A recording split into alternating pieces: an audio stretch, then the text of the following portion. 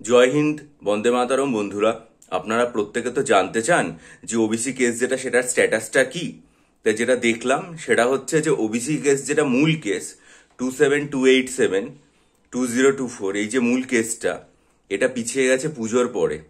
এটার computer generated tentative date যেটা দেওয়া হয়েছে সেটা হচ্ছে অক্টোবর মাসের 9 তারিখে।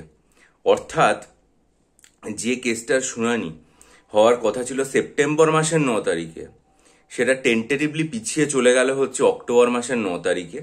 1 মাস পরে দেখা যাক যে এবার অক্টোবর মাসে সেখানে কতটা আপডেট আসে শুনানি থেকে। কতটা আপডেট বলতে আমাদের জন্য কতটা ইতিবাচক বা পজিটিভ আপডেট সেখান থেকে আমরা পেতে পারি। তাহলে পুজোর পরে আমাদের মোটামুটি তিনটে জিনিসের অপেক্ষা। এক, সেটা হচ্ছে ওবিসি কেসের সম্পর্কে কি আপডেট উঠে আসছে সুপ্রিম কোর্ট থেকে। দুই, সেটা হচ্ছে যে বিভিন্ন রকম ইন্ডিকেটিভ অ্যাডভার্টাইজমেন্ট পাবলিক সার্ভিস কমিশনের, সেগুলোর ডিটেল নোটিফিকেশন এবং তাদের ফর্ম ফিল আপ সম্পর্কে মানে শুরু হওয়া সম্পর্কে আমরা জানতে পেরেছি সেটা কতদূর পর্যন্ত সফল হয় এবং শুরু হয় বা বাস্তবায়িত হয় বলা ভালো। আর 3 নম্বর যেটা, সেটা হচ্ছে WBSSC গ্রুপ সি এবং গ্রুপ ডির ফর্ম ফিল আপ পুজোর পরে কবে থেকে শুরু হয়। এটাই হচ্ছে মূল কথাই তিনটে।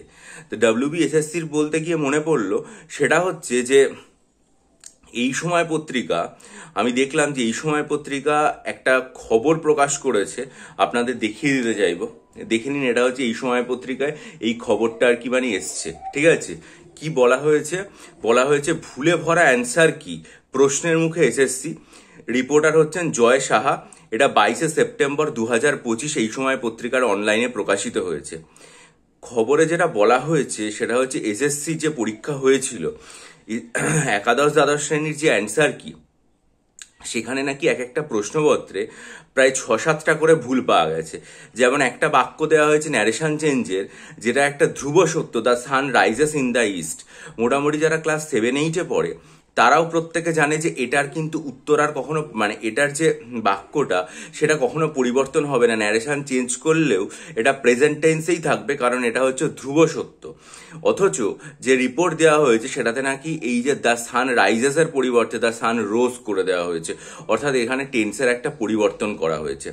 তারপর এখানে যেটা বলা হচ্ছে সেটা হচ্ছে যে মানে যেমন ধরা যাক এখানে প্রশ্ন এসছে যে ভারতবর্ষের ক্ষেত্রে প্রথম জাতীয় উদ্যান কি। জিম করবেট ন্যাশনাল পার্ক, এটা হচ্ছে উত্তর। এবার কমিশন বলছে কানহা। আবার আফ্রিকার একটা অরণ্য দেওয়া হয়েছে, বলা হয়েছে সেখানকার জলবায়ু কি। কমিশন বলছে ভূমধ্যসাগরীয়, কিন্তু অনেকেই বলেছে যে না, সঠিক উত্তর যেটা হবে সেটা হচ্ছে সাভানা জলবায়ু। অর্থাৎ মোটামুটি এক একটা যে প্রশ্ন, তাতে যদি দেখা যায় যে এই রকমভাবে 5-6-7টা করে ভুল রয়েছে, তাহলে সেটা অত্যন্ত চিন্তাজনক বিষয়। এবং তার থেকেও বড় কথা, কমিশনের নিয়ম অনুসারে আপনাকে যদি এক একটা ভুলকে চ্যালেঞ্জ করতে হয়, তাহলে এক একটা প্রশ্নের জন্য মোটামুটি 100 টাকা লাগবে। তাহলে আপনার যদি এরকম 5-6-7টা ভুল থাকে, তাহলে সেখানে আপনার মোটামুটি 500-600 টাকা আর কি মানে খরচা হবে। এবার আমি যেটা বলতে চাইছি সেটা হচ্ছে যে WBSLSTর এই যে পরীক্ষাগুলো, সেটা কমিশনের ক্ষেত্রে প্রাথমিক ছিল, অর্থাৎ প্রাধান্যের দিক দিয়ে তালিকায় প্রথমে ছিল। যে কারণে তারা মে মাসের একেবারে শেষে বিজ্ঞপ্তি জারি করলো এবং সেপ্টেম্বরের মধ্যে পরীক্ষা নিয়ে নিল। অর্থাৎ বিজ্ঞপ্তি জারি করা থেকে মোটামুটি 3.5 মাসের মধ্যে পুরো পরীক্ষার প্রসেস তারা কমপ্লিট করে দিল। একইভাবে এর পরে রয়েছে WBSSC গ্রুপ সি এবং গ্রুপ ডি, সেটা তাদের যে মানে তালিকা সেটাতে দ্বিতীয় স্থানে রয়েছে। তাহলে এই SLSTর পরীক্ষার প্রশ্নপত্রেই যদি এত ভুল থাকে, তাহলে এরপরে যখন গ্রুপ সি গ্রুপ ডি হবে সেটাতে কি হবে, মানে সেটাই হচ্ছে খুব চিন্তার। একে তার ফর্মই বেরোয়নি, পরীক্ষা কবে হবে আমরা কিছুই জানি না। তার উপর পরীক্ষার্থীরা এত অপেক্ষা করে করে পরীক্ষা দেওয়ার পরেও যদি দেখে যে এক একটা প্রশ্নপত্রে এরকম সংখ্যায় ভুল থাকছে, তাহলে তাদের তো এই যে একটা বিশ্বাস, সেই ব্যাপারটাই চলে যাবে। তাই কমিশনের যেটা করা উচিত সেটা হচ্ছে এই ভুলগুলো, যেগুলো খুব সাধারণ, টেন্সের পরিবর্তন, সাভানা জলবায়ু, এই ব্যাপারগুলো তো লোকে ক্লাস মানে 7-8 থেকেই জেনে যায়। তাহলে তাদের যেটা করা উচিত সেটা হচ্ছে এই বিষয়গুলোকে নিজেরাই তারা সংশোধন করে দিতে পারে যে হ্যাঁ এগুলো ভুল হয়েছে, এবং এখান থেকে একটা শিক্ষা নিয়ে ভবিষ্যতে যখন এসএসসি গ্রুপ সি এবং গ্রুপ ডির পরীক্ষা দেবে সেখানে যেন তারা এই ধরনের ভুল না করে। কারণ স্কুল সার্ভিসের পরীক্ষায় আমার মনে হয় যত পরীক্ষার্থী বসেছে তার থেকে এই যে মানে গ্রুপ সি এবং গ্রুপ ডি তাতে কিন্তু পরীক্ষার্থী অনেক অনেক বেশি হবে। ওর ফলে অনেক বেশি পরীক্ষার্থীর ভাগ্য সেটার মাধ্যমে নির্ধারিত হতে যাচ্ছে। এবং এসএসসি গ্রুপ সি গ্রুপ ডির পরীক্ষার প্রশ্নপত্র অন্তত এটার থেকে শিক্ষা নিয়ে আর যেন এই ধরনের ভুল না থাকে। এখন কবে পরীক্ষা হবে সেটা আমরা জানি না, যখন নোটিফিকেশান আসবে ফর্ম ফিল আপের তখন জানাবো।